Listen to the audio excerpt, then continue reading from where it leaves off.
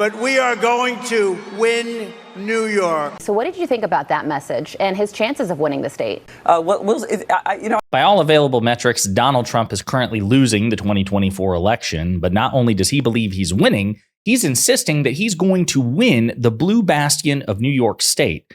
And a Trump-supporting Republican Congresswoman was asked about this on the Fox Propaganda Network, and she visibly panicked because she did not want to publicly contradict the stupidity of her cult leader.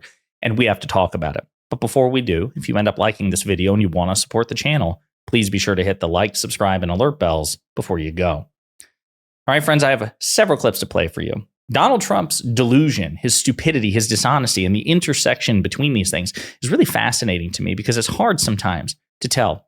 Is he senile? Is he just that dishonest? Is he deluded? Is there a combination of all three factors at play?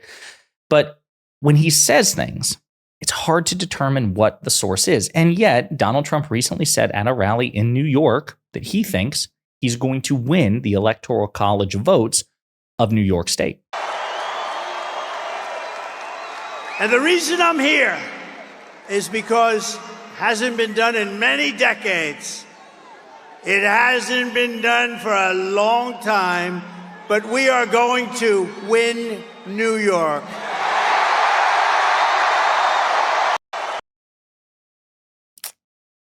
Yeah.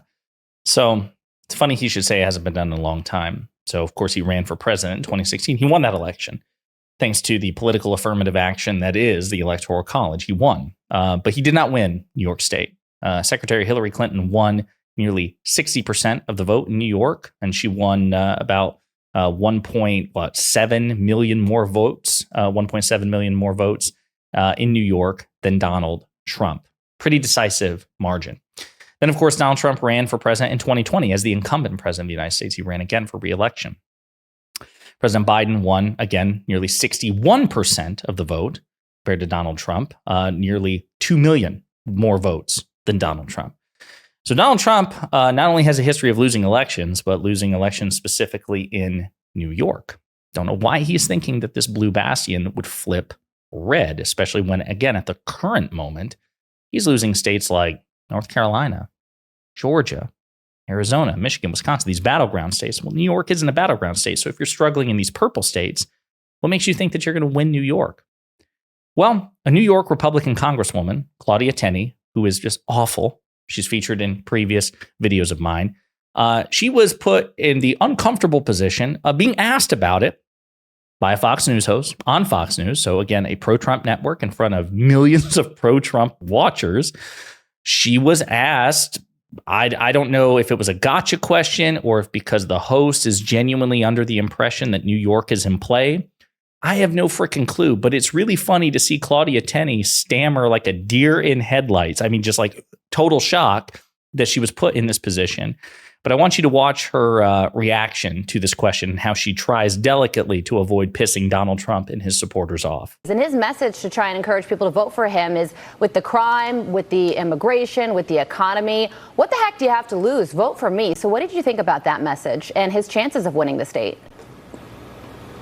Well, it's going to be a tough climb to win New York State. New York City, you have to win a certain percentage, and then you've got to win upstate New York, which he'll win. But, you know, Lee Zeldin came really close, did a fantastic campaign. I don't want to count it out, but it's a tough climb for him. But look. And his message. But well, I mean, it's a tough climb. I don't really want to rule it out. But can we just please move on to a different question? Like you can just see it in her eyes. So freaking funny. Why? Like again, I love it. Number one for content purposes, and number one because it's an authoritarian cult. So screw these people. But I'm like, why on earth would you ever ask a question like that, knowing that the currency in the Republican Party is loyalty to Trump, and just really blind loyalty at that, right? No real room for critical dissent, even in good faith, even if you want Trump to win. Like a good faith response would be, listen, I love Donald Trump, but there's no way he's going to win New York.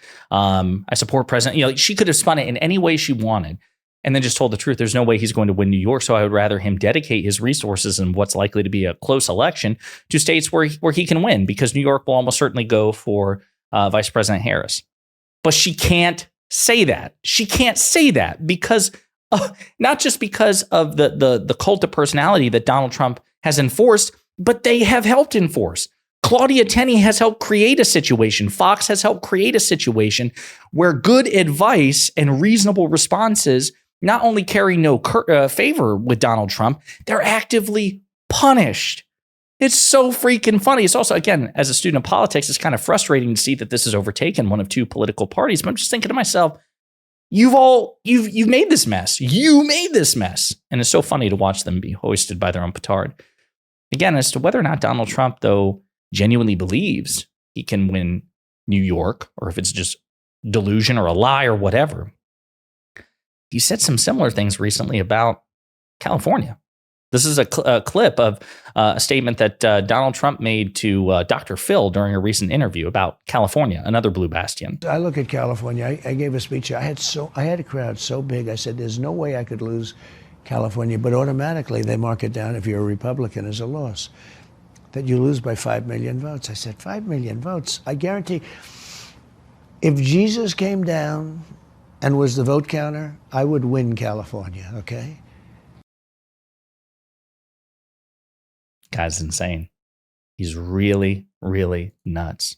I want to play one more clip, though, of Claudia Tenney, who, again, unfortunately, or perhaps fortunately, I mean, I say unfortunately, but again, they created this mess where she, like Byron Donalds and others, has to kiss Trump's ass, even when they know they're going on a losing streak because of his stupidity and his narcissism.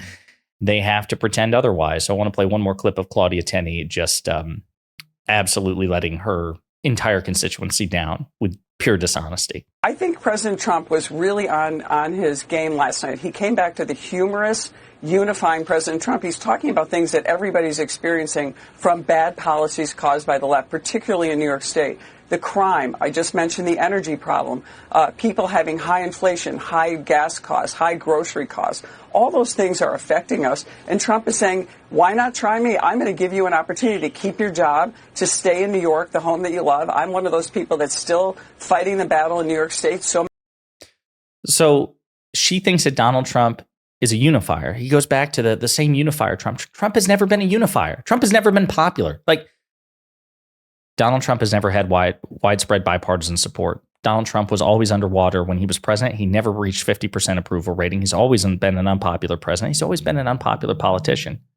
He lost by 3 million votes, the popular vote, to Secretary Hillary Clinton in 2016. He lost the popular vote in 2020 to President Biden. No, even if he wins the upcoming election, it will be by virtue, again, of the political and electoral affirmative action that is the Electoral College. He's never been a unifier. Like, it's just like so insane that these people will say that sort of stuff with a straight face. But that's the cult that they have helped. Trump didn't create that cult entirely on his own. We can't strip agency from these Republican leaders. That's why I have such contempt for them, right? These are the leaders, the thought leaders, the political leaders, the people who are representatives of not just Republican voters. They're supposed to represent their entire constituency. Claudia Tenney, like every other politician, Democrat or Republican, is meant to represent her entire constituency to the best of her ability, even if she has a partisan loyalty, right? So like AOC, for example, she's also supposed to do right by the Republicans in her constituency, do what's best for them, even if she thinks what's best for them is the Democratic agenda. Same thing with Claudia Tenney.